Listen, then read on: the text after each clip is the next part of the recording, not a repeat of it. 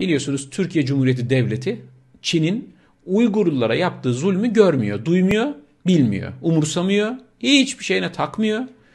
Hatta destekliyor Çin'i bu konuda. Çin'in iç işlerine karışamayız diyorlar. Çin'in iç işlerine karışamayız diyorlar. Ya da diyorlar ki işte onlar da terörist falan filan diyorlar. İşlerine gelmediği için. Çünkü Uygurluların Türkiye'ye bir faydası yok.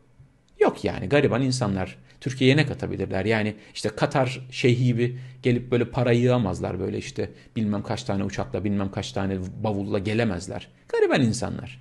Sahip çıkıp da ne yapacağım? İnsanlar annesinden, babasından, evladından, kardeşinden haber alamıyorlar o toplama kamplarında. O soykırım kamplarında insanlar haber alamıyorlar. En son 3 yıl önce görmüştüm, 4 yıl önce görmüştüm. Şimdi ne olduğundan haberim bile yok diyor insanlar. Türkiye Uygur kışkırtıcılarının bölücü kampanyasına izin vermedi. Bunlar işte ne bu? Türkiye Gençlik Birliği. İşte Doğu Perinçek'in gençlik yapılanması bunlar. Bunlar Atatürkçü. Yani bunlar işte milliyetçi falan yani. Öyle ya bunlar kendilerini böyle pazarlıyorlar ya. İstanbul'dan Ankara'ya Çin karşıtı propaganda yapmak için giden Uygur bölücüleri polis tarafından geri gönderildi. Fotoğrafa bir bakın Allah aşkına bir bakın bölücülere bir bakın ya. Bir kışkırtıcılara bir bakın bir teröristlere bir bakın ya. Bu tweet'i atanlar Doğu Perinçek'in işte ekibi yani ne bekliyorsunuz? Ama bu insanlara sert davranan, kötü davranan, bu insanlara şiddet uygulayan polis, Türkiye Cumhuriyeti'nin polisi. Uygur zulmüne Macron tepki göstermiş. Kabul edilemez demiş. Bu büyük bir zulümdür, kınıyorum demiş Macron.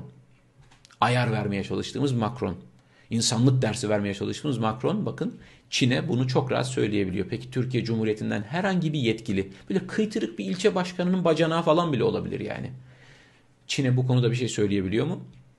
Uygurlular işte soydaşlarımız, dindaşlarımız falan diyorsunuz ya.